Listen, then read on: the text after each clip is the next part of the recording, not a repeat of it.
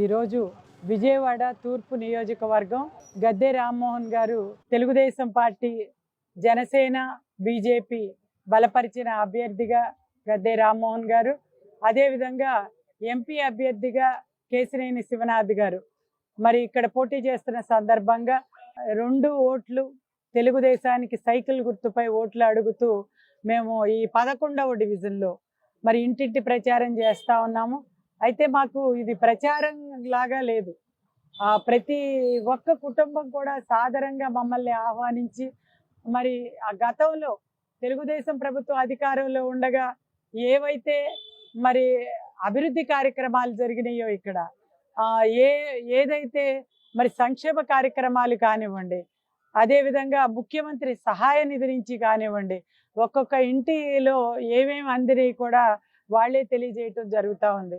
మరి ఇవాళ బీటీ రోడ్ల నిర్మాణం కోసం కానీ, సిమెంట్ రోడ్ల నిర్మాణం కోసం కానీ, డ్రైనేజ్ని క్లీన్ చేయటానికి కానీ, ఈ విధంగా మరి ఎన్నో రకాల అభివృద్ధి కార్యక్రమాలతో ఈ డివిజన్, ఒక్క డివిజన్లోనే 871 లక్షలు అంటే 8,71,00,000ని ఖర్చు పెట్టడం జరిగింది. అంతేకాకుండా సీఎంఆర్ఎఫ్ నిధుల నుంచి ఇప్పుడు నేను ఏదైతే చెప్పానో, మరి నేను నుంచున్న చోటనే ఎదురుగా ఒక బిడ్డకి వెన్నుపూస ఆపరేషన్ అయితే వెంటనే మరి సీఎంఆర్ఎఫ్ నుంచి గద్దె రామ్మోహన్ గారు తెచ్చి తన ఇంటికి స్వీట్ బాక్స్తో సహా వచ్చి ఇవ్వటం జరిగిందని చెప్పడం జరిగింది.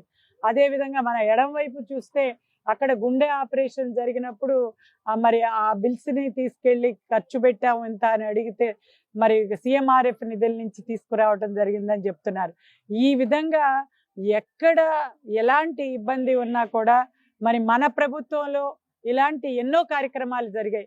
ఈ గత 4-5 సంవత్సరాలుగా చూస్తే ఆరోగ్యశ్రీ అనేది అడుగంటిపోయింది. ఎవరికి ఆ ఆరోగ్యశ్రీ ఎక్కడ కనబడే పరిస్థితులే లేవు. మరి ప్రజలందరూ కూడా అన్ని రకాలుగా ఇబ్బంది పడిన పరిస్థితి, ఒక్క అభివృద్ధి కార్యక్రమం అనేదే లేదు. మరి ఇలాంటి పరిస్థితుల్లో ప్రతి ఒక్కరూ కూడా తెలుగుదేశం ప్రభుత్వం అధికారంలోకి రావాలని కోరుకుంటా ఉన్నారు. మరి ఇక్కడున్న మెకానిక్లు కానివ్వండి, చేతి పని వృత్తులు కానివ్వండి, కుట్టి మిషన్ల వాళ్ళు కానివ్వండి, ప్రతి ఒక్కరూ కూడా ఈ రోజున తెలుగుదేశం ప్రభుత్వం అధికారంలోకి వస్తే మా చేతి నిండా పనులుంటాయి, మాకు మరి చక్కటి ఉపాధి అవకాశాలు కలుగుతాయని ప్రతి ఒక్కరూ కూడా ఎదురు చూస్తున్న సందర్భం మనందరం కూడా చూస్తూ ఉన్నాం.